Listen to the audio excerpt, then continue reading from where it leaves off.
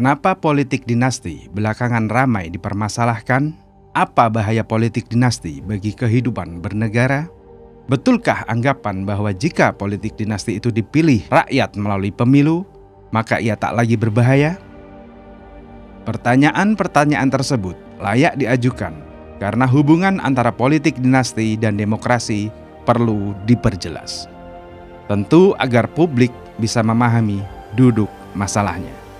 Bagaimana publik merespons terpilihnya Gibran sebagai bakal cawapres untuk Pilpres 2024? Hasil survei Litbang Kompas beberapa waktu yang lalu menunjukkan mayoritas atau 60,7% responden menyatakan bahwa majunya Gibran ke Pilpres 2024 merupakan bentuk dari politik dinasti. Sementara terdapat 24,7% responden yang menilai praktik yang dilakukan Gibran bukanlah bentuk politik dinasti. Sedangkan 14,6% responden menyatakan tidak tahu. Bagaimanapun, wacana soal politik dinasti masih dipandang negatif oleh publik. Sebagian besar responden memandang politik dinasti cenderung lebih mengedepankan kepentingan keluarga dibanding kepentingan masyarakat.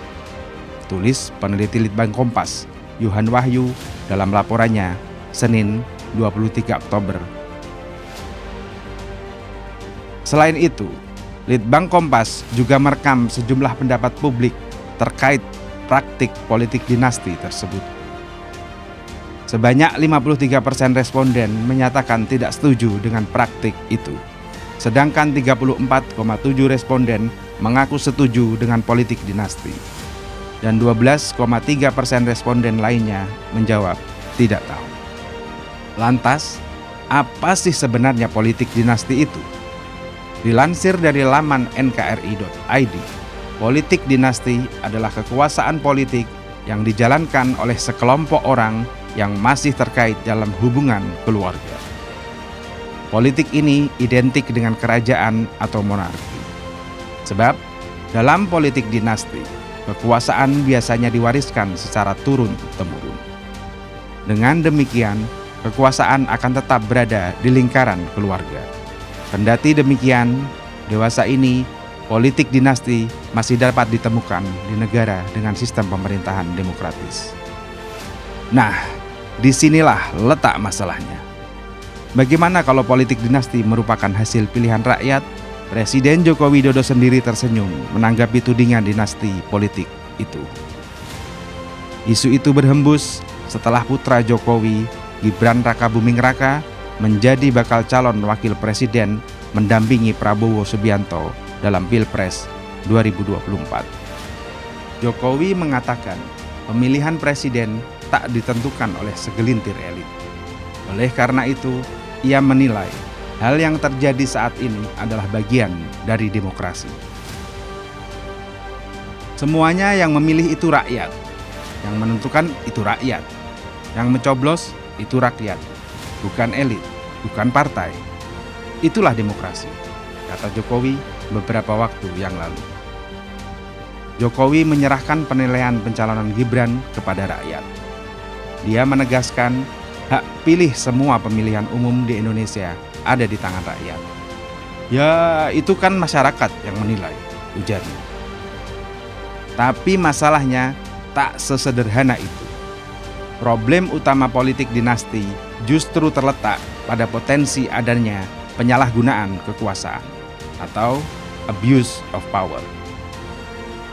Profesor Saiful Mujani dalam postingannya di X menyatakan penyalahgunaan politik dinasti bisa saja terjadi dalam demokrasi.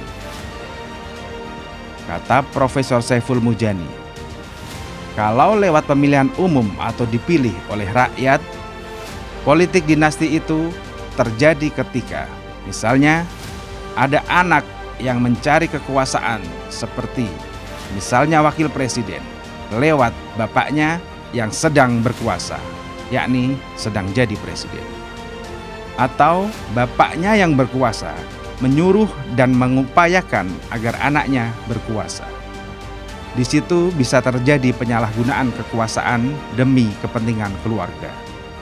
alat negara seperti polisi, tentara, birokrasi, dan berbagai sumber daya publik lainnya bisa dimobilisasi oleh bapaknya karena kekuasaan bapaknya itu.